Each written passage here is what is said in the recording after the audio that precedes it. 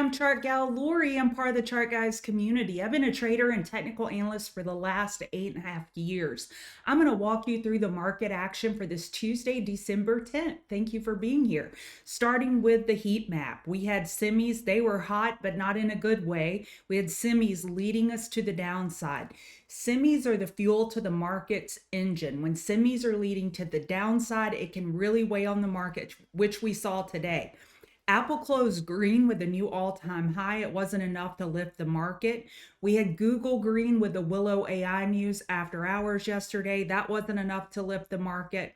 Tesla had more news on Model Q, on going into the India, opening up new dealer space in India. It lifted Tesla, but it wasn't enough to lift the whole market. And we had some glimpses of glimmers of green over in consumer defensive.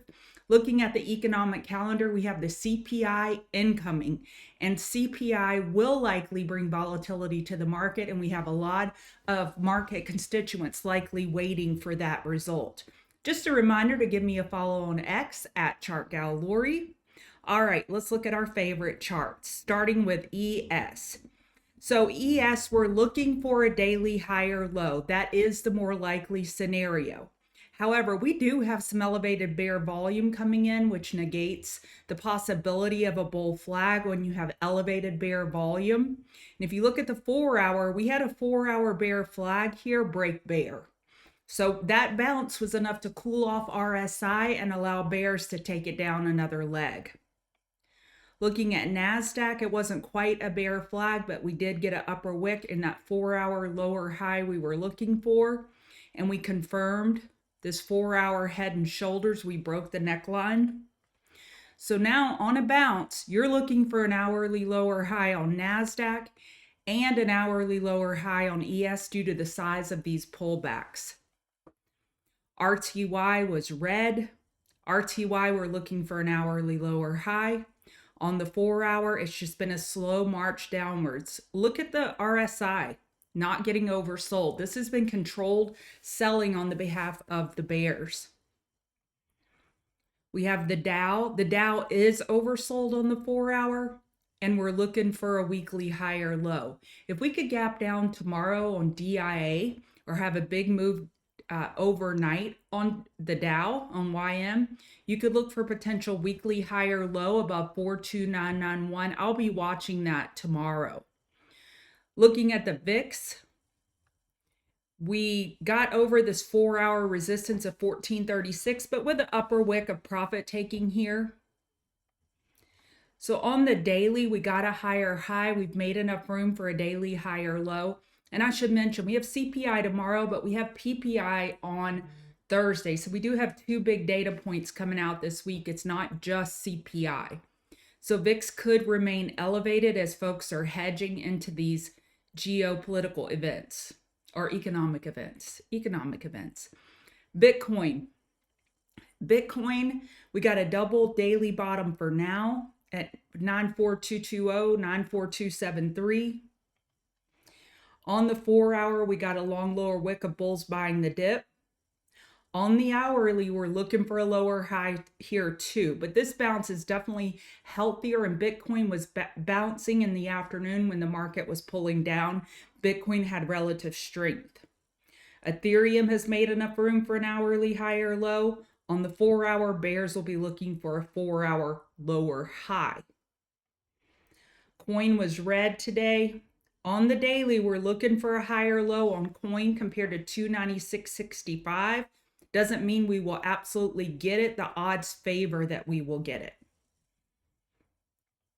MSTR was green today. We had some news circulating in the afternoon that MSTR could be added to the NASDAQ by Bloomberg Intelligence. They were speculating, and that really pushed MSTR into the end of day. On the daily, we broke support here by $6. On the weekly, we're looking for that higher low. So bulls have bounced enough for an hourly higher low tomorrow compared to today's low of day. So a conservative bull is waiting for a pullback to get a potential higher low relative to 356. Looking at the dollar, we closed with a potential hourly bear flag. 4-hour is healthy.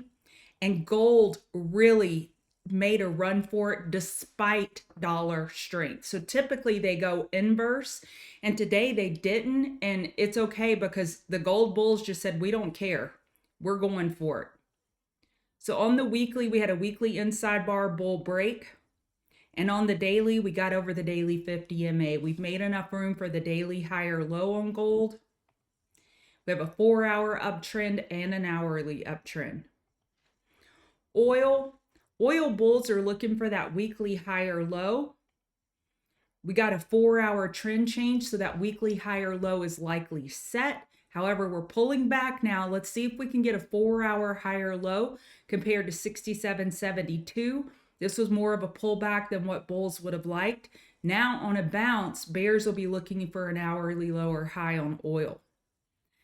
SMH got clocked today. We are at the daily 200 MA. We got a beautiful bounce back here off the daily 200 MA with a long lower wick of bulls buying the dip. Let's see if this daily 200 MA can provide support again for semis.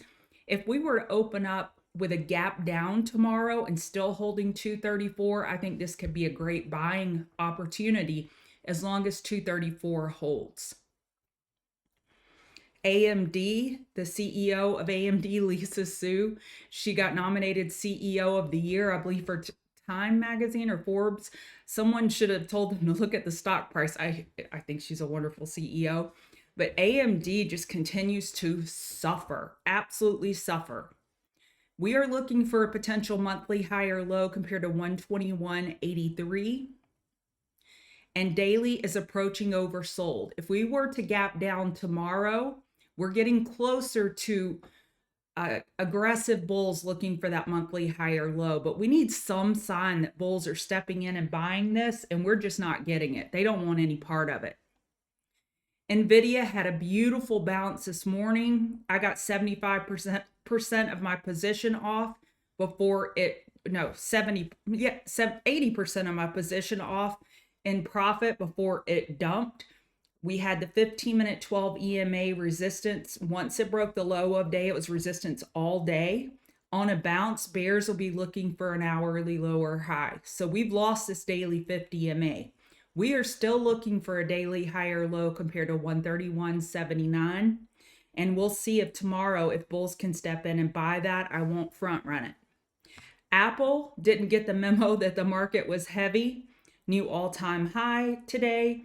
Got news midday of their watch and blood pressure, something mechanism working, and also that they would be able to text via satellite, and that really lifted the stock. So Apple did not participate in the bear party today.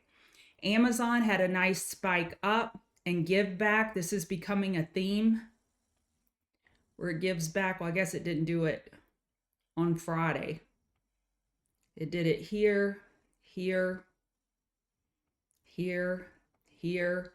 So it's becoming a theme with Amazon to get a new all-time high, give it back. Today it was just a bounce and give it all back. So on Amazon, we're looking for a daily higher low. This is much healthier retrace than other names we looked at. All right. Google had that AI Willow news. So they hit 186.36. They were able to get through this level, but not the 188.21.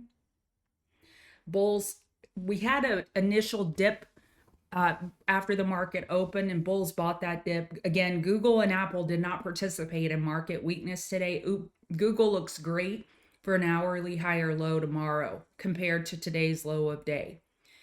Meta was a chop fest today. On the 4-hour, you have a head and shoulders look to it.